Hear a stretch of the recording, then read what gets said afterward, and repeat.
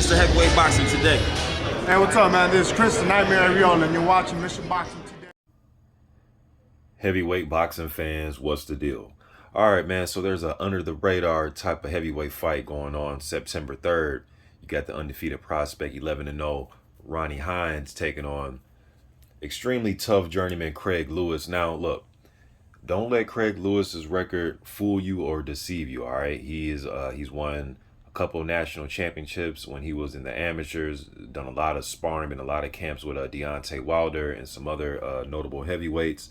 You know, man, he's one of those type of guys, had he been managed differently and promoted right, he could have worked his way up to 21-0, 22-0, you know what I mean? Fighting the right type of guys before he moved up and try to get like another contender to try to fight. All right, I really think that with his skill set and just how he was as an amateur nationally, okay? But Ronnie Hines, the up-and-coming southpaw, 6'6", Craig Lewis is about 6'5", all right? But Ronnie Hines, 6'6", southpaw, he likes to move, slick type of boxer. His pro debut is here on YouTube. You can check that out. I know he was good amateur, beat Sonny Kanto in the amateur. I knew he was trying to go out to get some sparring in with Daniel Dubois before the COVID and everything hit. I know he was on his way over there, then everything hit and he couldn't make it over there, all right? But Hines, like I said, southpaw, likes to box, likes to use a jab and move, wants to find a place for that left hand. Pretty good athlete, all right? So I can't wait to see this fight, man. Hines, like I say, likes to box. So does Craig Lewis. Craig Lewis' last fight against Zhilei Zhang, he got knocked out. His only stoppage loss.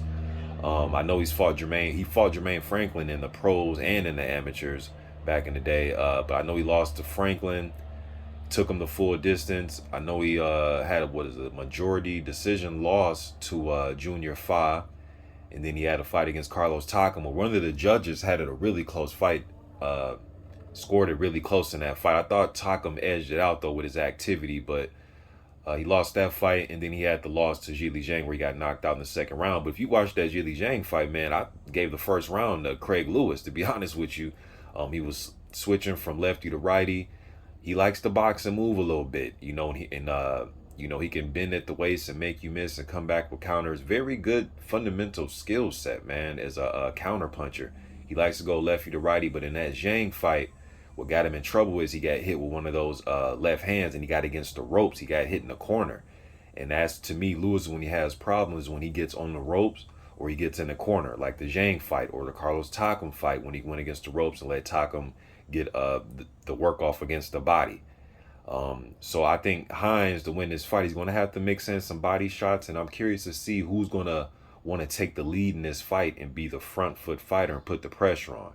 You know, you maybe want to favor Hines in this fight with the youth and the hand speed, but Craig Lewis has some hand speed of his own. He has good defense. All right, it's going to be an interesting fight, man. It's going to be an interesting fight to see. But yeah, like I was saying, in that Zhang fight, he got caught with kind of a looping overhand left from Zhang. I think he was probably expecting a straight left hand, but he got caught with the looping. And once he got dropped in that second round, he got up. He couldn't fully recover, man. We know Zhang is a big, heavy-handed puncher. We just saw him this weekend over against Philippe Herkovic. He ended up dropping a decision in that fight. A lot of people thought Zhang won. And one more thing about Craig, well, both of these guys, is their weight. All right, not so much that they're, you know, super out of shape as far as like Hines, for example. I'm just curious to see where's he going to keep his weight at. Again, he wasn't extremely out of shape. It doesn't look bad on him, but I know when he turned pro in 2018, and if you look when he turned, he was like 220-ish. And then, you know, a couple fights later, then he goes up to like 230, the high 220s. And then in his last couple fights, he was, 237 and then 249. Again, he's 6'6". All right, he's a good athlete, 27 years old. Doesn't look bad on him.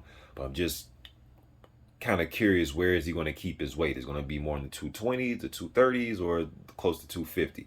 All right, then with Craig Lewis, his last fight, when you watch that fight on the Zone app, they never brought up his 273, or was he 275? He was something like that.